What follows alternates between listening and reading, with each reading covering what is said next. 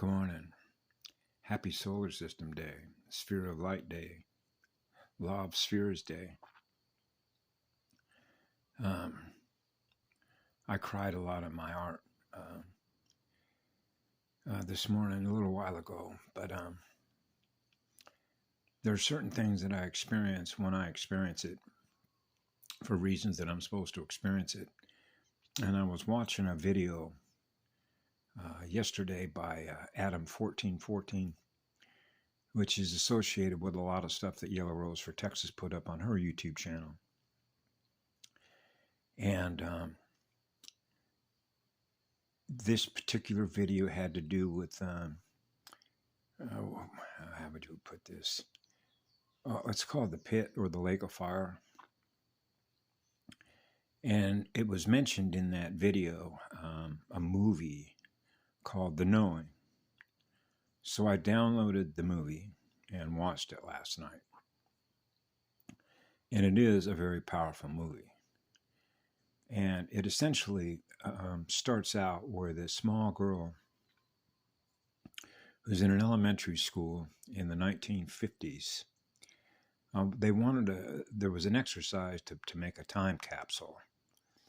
And so the idea here for these children was to, how do I put this? They were asked by their teacher that, hey, we're going to do a time capsule and we're going to open it 50 years from now. So what do you all think in your own mind? What's going to happen between now and then? And whatever that comes into your mind between now and then of a future that you believe that we experience, what is in your mind, using your energy to experience in your mind, what is in your mind that will be experienced in that future.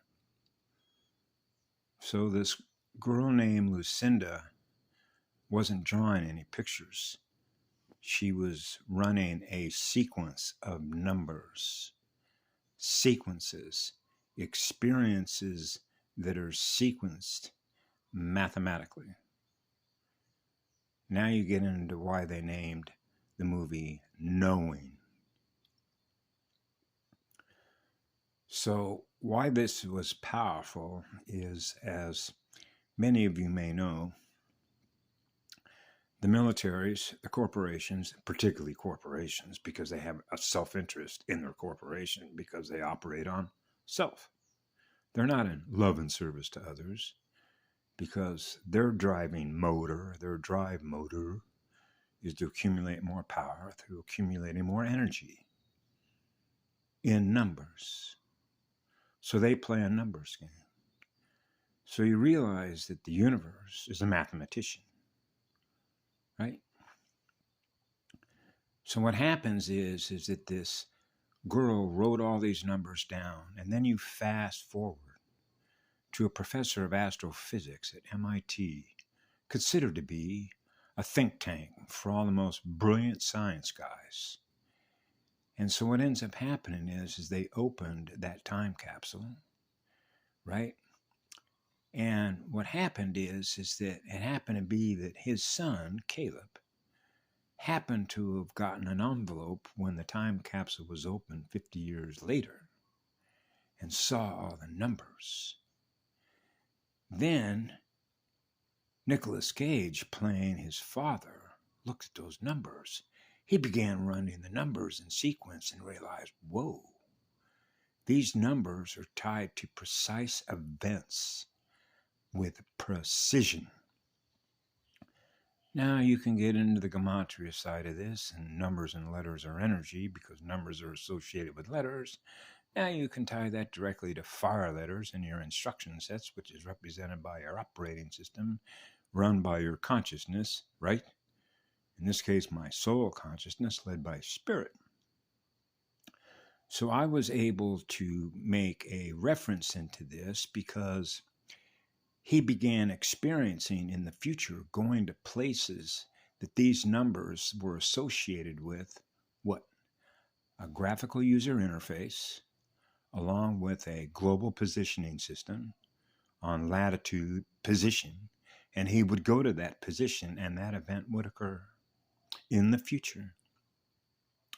So now you get into future proofs past, back to the future, right?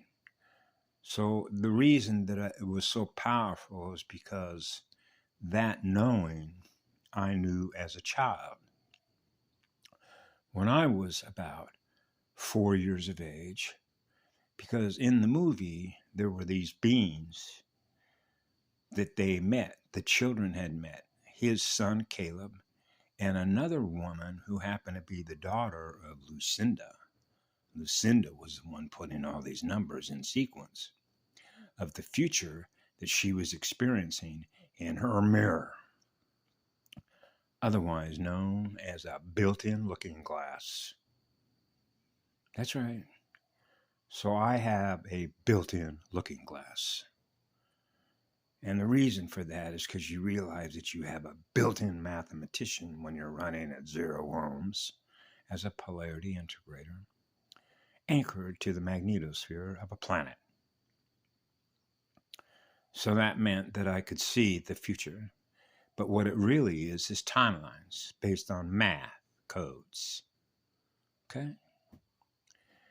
And so this was the brilliance in the movie, because what ends up happening is that the lake of fire in the Adam 1414 video is depicted in this movie, when at the end of Lucinda's number sequences were the designation that said everyone, which meant instead of a number of people will die at this specific location on this specific date on a calendar, everyone is going to die. Whoa. So at the end, you realize that the 2 children were known as the chosen ones. And what you see at the end is the chosen ones were brought up into a ship by beings that were of pure light, which is pure unconditional love. And they were transported to a world that you now see, where a young boy and a young girl start over, and you can see the tree of Adam and Eve. Okay? And who was in that garden? A snake, a serpent, otherwise known as the snake families. So you can see how they coded this, right? Now we get into energy debts. So the way that I translated this mathematically to be able to remote view a future that doesn't serve us is by the way that people treat each other, that is not in love and service to others. So when you begin to realize that there is a higher creative intelligence in the cosmos, it's like, how fast are you learning?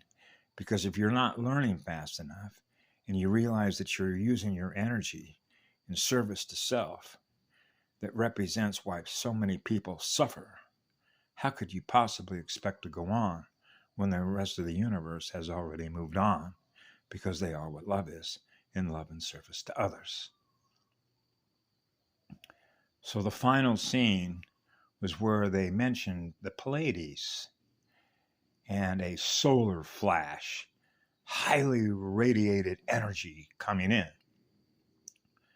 And it was estimated that it was going to be so powerful, it was going to move 100 miles deep into the crust of the earth and basically fry everything that was created here, because it was all weaponized, essentially, against the law of one, which is what love is. It goes on forever. So you got to know that the law of one